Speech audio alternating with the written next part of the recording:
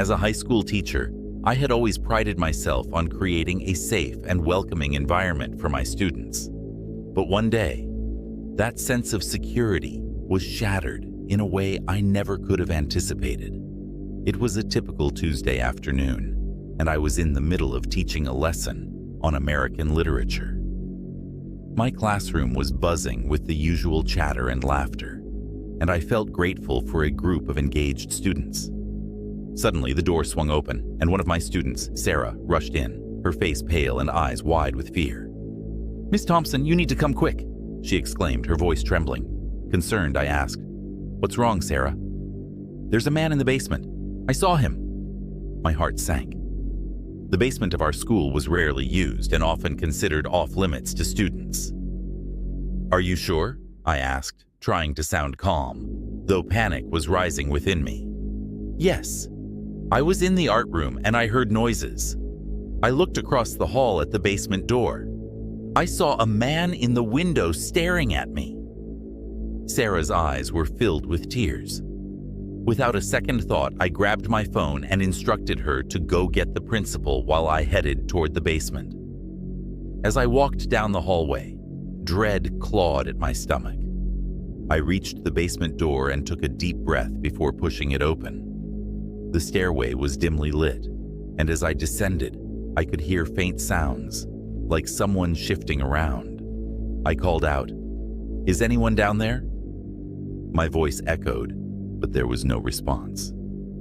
I reached the bottom of the stairs, shining my flashlight around the musty room, filled with old furniture and forgotten supplies. "Hello?" I said, my heart racing. Suddenly, I heard a rustling sound coming from behind a stack of boxes. I approached cautiously, every instinct telling me to turn back. Just as I reached the boxes, I saw a figure, a man, scruffy and wild-eyed, crouched down as if hiding. "What are you doing here?" I demanded, trying to sound authoritative, but feeling a surge of fear. He looked up, confusion flickering across his face. "I'm just resting," he muttered, glancing around nervously. At that moment, the principal arrived with 2 security guards, and their presence seemed to draw the man's attention. He stood up slowly, looking between us as if deciding what to do. "Who are you?" the principal asked, his voice firm. I'm nobody," the man stammered, backing away toward the far wall. "I just needed a place to stay." Before I knew it, the guards moved in, and the man turned to run. In a panic, I shouted, "Don't let him get away!" They quickly apprehended him, and he struggled against their grip. "You don't understand. I'm not dangerous," he yelled, desperation in his voice. The police were called, and we waited anxiously for their arrival. As we stood there, I couldn't shake the feeling of disbelief. This man had been living in the basement of our school, hidden from everyone. What had he been doing down there? How long had he been there? When the police arrived, they took the man away, but the incident left a deep mark on me. The next few days were filled with questions and uncertainty. That day changed how I viewed my role as a teacher. I had always thought of my classroom as a safe haven, but now I understood that danger could lurk anywhere, even in the most unexpected places.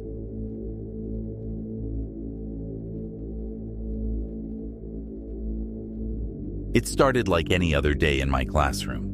I had a particularly challenging student named Jake, a sophomore with a knack for pushing boundaries. He was quiet for the most part, but there was something unsettling about him, an intensity in his gaze that made me uneasy. He rarely spoke unless it was to ask odd questions or make uncomfortable comments. Still, I figured he was just another troubled teen acting out for attention. That Friday, Jake lingered after class while the other students filed out. He stood near the door, watching me as I organized my papers. When I glanced up, he was still there, his eyes fixed on me. "Do you need something, Jake?" I asked, trying to sound calm. He didn't respond immediately. Instead, he took a step closer, peering at me with an intensity that sent a chill down my spine. "You live close to school, right?" "Why do you want to know?" I replied, my unease growing. "Just curious," he muttered before turning and leaving the room. I shook off the encounter, attributing it to typical teenage oddness. However, I couldn't completely shake the feeling that something wasn't right. I finished my day and headed home, hoping to forget about it. Later that evening, I was preparing dinner when I heard a faint noise outside, a rustling perhaps. I dismissed it, attributing it to the wind or maybe a stray animal. After a long week, I was eager to unwind. As night fell, I settled in to watch TV, but I couldn't shake the feeling of being watched. Every creak of the house or rustle outside sent my heart racing. I told myself it was just my imagination. Just as I was about to head upstairs to bed, I heard a loud crash from the back of the house. My heart dropped. I grabbed my phone and called the cops, my hands shaking. As I spoke to the dispatcher, I could hear footsteps coming from downstairs, heavy and deliberate. "Stay on the line with me," the dispatcher urged, but all I could do was grip the phone, my breath quickening. My mind raced as I realized the intruder was in my house. Panic washed over me as I pressed my back against the wall, wishing I could disappear. I didn't know who it was or what they wanted, but I felt a surge of adrenaline as I moved quietly to my bedroom, locking the door behind me. I pressed my ear against the door, listening intently. The footsteps moved through the house, getting closer. My heart pounded in my chest, drowning out everything else. I tried to think, but all I could hear was the noise of my own breathing. Then the footsteps stopped. I held my breath, straining to hear any movement. Silence filled the air, and I thought about my escape options. I considered jumping out the window, but I was on the second floor. Too risky. Suddenly, there was a loud crash. I jumped, my heart racing. I could hear the sound of someone coming up the stairs. "Mr. Carter," a voice called out, low and chilling. My stomach dropped as recognition hit me. "Jake." "What are you doing here?" I shouted, trying to sound braver than I felt. "I just wanted to talk," he said, his voice dangerously calm. Before I could respond, he burst through the door, lunging at me. I barely managed to dodge his attack, the adrenaline surging through me as I stumbled backward. I grabbed a lamp from the nightstand and swung it at him, connecting with his shoulder. He stumbled back, but quickly recovered, his face twisted into a grimace of anger. I swung again, desperation fueling my movements, but he was fast. He grabbed my wrist, the force of it knocking the lamp from my hand. I tried to break free, but he was stronger. Just then, I heard the sound of sirens in the distance. The police were on their way. He paused for a moment, as if weighing his options. That brief hesitation gave me the chance I needed. I pulled my arm free and darted past him, racing down the hallway to the stairs. I sprinted for the front door just as I heard the sound of heavy footsteps behind me. I flung the door open and ran outside, calling for help. The police had just arrived, and I could see their flashing lights illuminating the street. They found Jake inside the house, trying to hide, but it was too late. They arrested him, and as they led him away, I caught a glimpse of his face, an unsettling mix of anger and something almost sad. It wasn't until later, when I spoke to the officers, that I learned he had been planning this for a while. He had followed me home from school that day, waiting for the right moment to make his move. Jake was kicked out of school after this incident. The fear lingers, a constant reminder of that terrifying night and the thin line between teacher and student.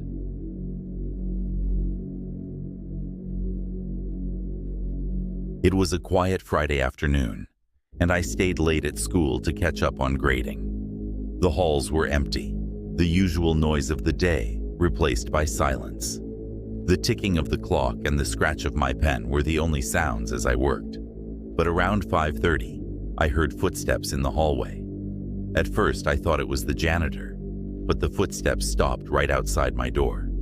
I looked up, waiting for someone to knock or enter, but nothing happened. I stood and walked to the door, peeking into the hall. It was empty. I stepped out, calling, "Hello?" My voice echoed off the walls, but there was no response. Shrugging it off, I went back to work, but something didn't feel right. Minutes later, the footsteps returned, slower this time. I got up again, feeling uneasy, and left my door open slightly as I stepped into the hallway once more. The corridor was still empty, except this time I caught a glimpse of something, a shadow moving quickly at the far end. My heart skipped a beat. I walked down the hall, my steps cautious. About halfway down, I noticed one of the lockers was slightly open. I reached for it, hesitating before pulling it fully open. It was empty. I sighed in relief and turned to go back to my classroom, when suddenly, a hand grabbed me from behind. I gasped, spinning around to face a man in a dark hoodie. His grip was iron tight as he shoved me against the lockers. "What do you want?" I stammered, my voice shaky. He said nothing, just stared at me with cold, dead eyes. His breath was rancid, and I could smell sweat and cigarettes. I struggled, trying to break free, pleading for him to let me go. He shoved me harder, his hand gripping my arm painfully. In a panic-fueled burst of adrenaline, I shoved him back and bolted down the hallway, running as fast as I could. His footsteps pounded behind me, but I made it back to my classroom, slamming and locking the door. I grabbed my phone, calling the police with trembling hands. As I explained the situation to the dispatcher, I heard him banging on the door, trying to break it down. My heart raced, every bang making me fear it would be the last. After what felt like forever, the banging stopped. Silence. Then, footsteps retreating down the hall. I stayed frozen, too scared to move. By the time the police arrived, he was gone. They found the back door propped open, but no trace of him. I gave them a description, but they didn't seem hopeful. He had vanished without a trace.